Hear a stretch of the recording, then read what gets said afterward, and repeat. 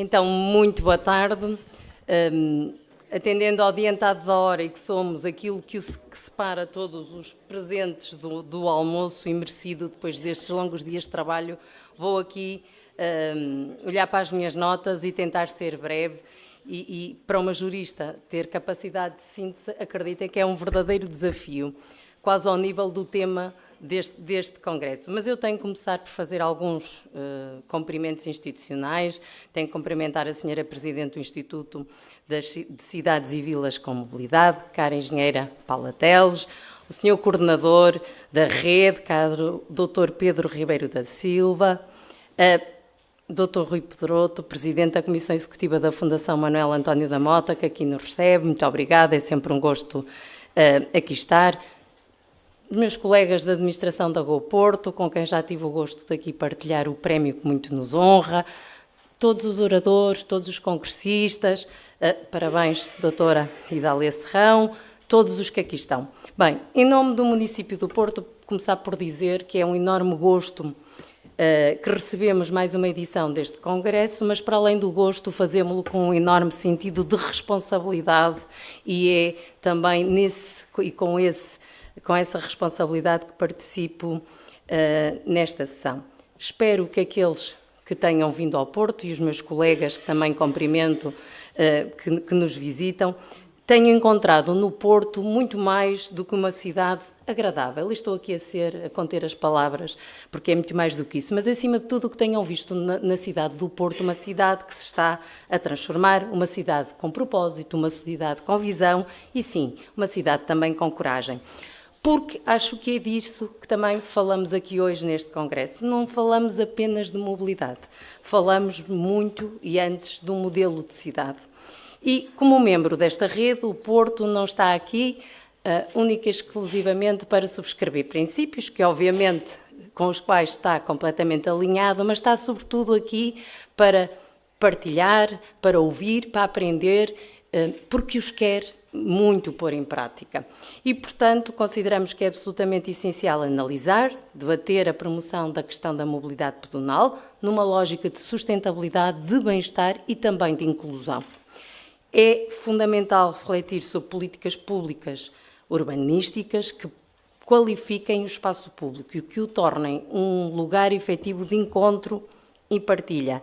Resumidamente, consideramos fundamental assumir um compromisso com a qualidade de vida, tornando as nossas cidades, neste caso a cidade do Porto, mais acolhedora, mais segura e mais acessível. É verdade que durante muito tempo, e eu diria talvez demasiado tempo, as cidades foram desenhadas à escala do automóvel. Hoje, sabemos que esse modelo tem custos ambientais, tem custos sociais e tem custos também económicos, e é importante também o dizer. E por isso estamos conscientes que é preciso fazer um caminho diferente. Um caminho que parte de uma ideia simples, mas que é muito exigente: colocar as pessoas no centro das decisões urbanas. No Porto, queremos que esse caminho se traduza numa estratégia clara e consistente. Já tivemos aqui um bom exemplo, aliás, um exemplo reconhecido neste sentido. Mas eu queria aqui dizer mais algumas coisas que este Executivo Municipal está muito determinado e empenhado em implementar e que, aliás, anunciou naquele que foi o seu programa político. Estamos apostados em qualificar o espaço público. Ainda recentemente, uma decisão de afetar uma parte muito significativa do nosso orçamento municipal para esse efeito. Grandes requalificações da via pública, do espaço público, a aposta clara no aumento dos espaços verdes, com criação de pequenos jardins de proximidade, com requalificações significativas e criações de novos espaços, jardins e recreios. Também aqui falado, e é uma das apostas deste Executivo, o reforço e a aposta na iluminação pública, que acreditamos verdadeiramente essencial também para que o espaço público seja cada vez mais apetecível e seguro. Mas, para além de tudo isto, estamos também a expandir zonas pedonais na Baixa, no centro da cidade. Curiosamente, mesmo amanhã, o nosso Porto na Praça na Praça da Batalha, na Rua 31 de Janeiro, na Rua de Madeira, onde vamos convidar as pessoas, a comunidade, a usufruir de uma zona pedonal, neste momento temporária, mas onde os carros vão sair para dar lugar a jogos tradicionais. Temos a nossa Rede 20, com percursos prioritários para meios de mobilidade suaves, mas mais importante do que listar este conjunto de medidas, e eu acho que é isto que eu aqui queria aqui sublinhar, é afirmar o princípio que nos orienta. E o princípio, para nós é claro, é que o espaço público deve servir em primeiro lugar quem o vive. E, portanto, estamos conscientes que esta é uma mudança estrutural.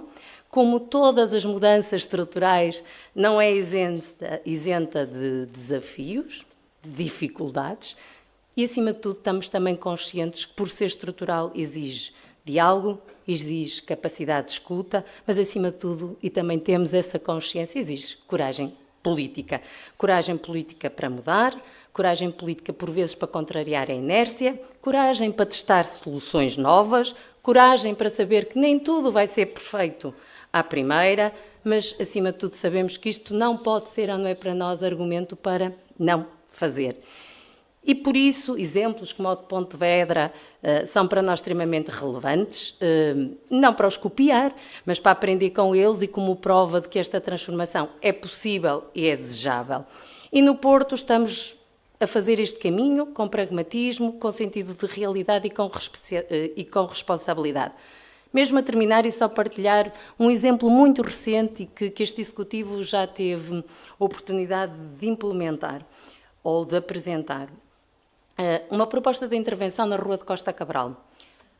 A Rua de Costa Cabral era uma rua que há muito tempo, há demasiado tempo, vinha sendo conhecido por questões difíceis de mobilidade, com questões... É uma rua com grande pressão pedonal, onde existem 3 escolas, um clube desportivo centenário, muito comércio, e, portanto, era uma rua onde claramente, com uma grande pressão, uma pressão que não era compaginável com o histórico de acidentes, e, portanto, era uma rua que há muito tinha de ter uma solução, uma proposta de alternativa.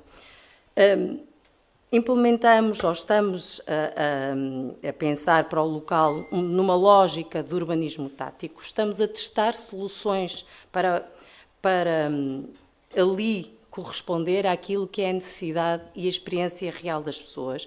E, portanto, estamos a ouvir as pessoas, já apresentamos a nossa proposta, mas apresentámos-la num auditório dizendo: esta é a nossa proposta, acreditamos que é melhor, é reversível, é para testar, é para construir em diálogo com a comunidade. E, portanto, estamos a requalificar o espaço público, estamos a reforçar a segurança pedonal, estamos a criar condições para que uma zona possa vir a ser intensamente vivida por estudantes, pelas famílias, pelo comércio. E há uma ideia que orienta, o que orientou este Executivo nesta intervenção e que resume, de certa forma, a nossa abordagem. É que o Porto também melhora quando tem coragem para testar. E, portanto, isto não é uma frase, é uma linha de ação.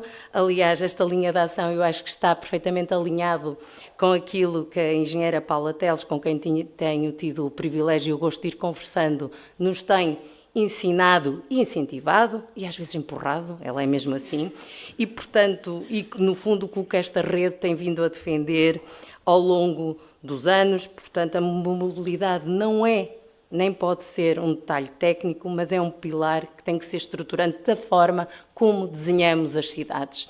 E, portanto, este é também, mesmo a terminar, o compromisso político do Executivo Municipal liderado pelo Dr. Pedro Duarte, que não quer apenas gerir a cidade como ela é, mas que tem a ambição de a melhorar de forma mais equilibrada, de forma mais acessível, mais humana, porque, no fundo, a pergunta que fazemos e que é para nós decisivo é: para quem é a cidade?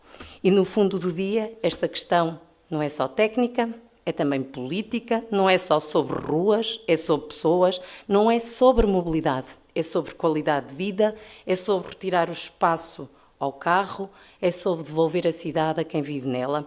E as cidades que terão futuro não são as que circulam mais depressa, são as que sabem parar, caminhar, eu diria, acrescentaria, escutar, e viver melhor. E é exatamente este caminho que o Porto escolheu, é um caminho com ambição. Como autarca, reafirmar o compromisso do município do Porto com os valores, objetivos e ações da rede de cidades e vilas que caminham. Este Executivo está claramente empenhado em fazer do Porto uma cidade, eu vou dizer mais humana, porque também é disso que se trata, uma cidade para as pessoas, onde todos podem viver com dignidade, conforto e bem-estar, onde o espaço público convida ao convívio, quer que seja pela sua qualidade, seja pela sua segurança, seja pela sua mobilidade. Não vou falar muito mais, mas não posso deixar de fazer uma breve referência a uma medida que também aponta neste sentido e que foi emblemática deste Executivo Municipal, transportes públicos gratuitos no Porto. Sabemos que não é uma medida que isolada resolve tudo, mas acreditamos que ela, num conjunto de medidas e de políticas integradas, pode contribuir para a solução e pode nos permitir criar condições para outro tipo de medidas. Acho que ainda durante este ano, ou no final deste ano, podemos ter novidade nesse sentido e, portanto, com responsabilidade, com coragem, porque o Porto não quer apenas acompanhar as melhores cidades europeias, quer estar entre elas e quer começar a fazer com identidade, com proximidade, com visão. Queremos uma cidade que seja casa, e eu acho que esta é a melhor expressão, uma cidade que seja casa para todos, em primeiro lugar para os portuenses, para quem cá vive, mas também para quem cá trabalha, com quem cá estuda, com quem nos vem visitar, uma cidade com identidade como só o Porto sabe ser e fazer. Muito obrigada a todos.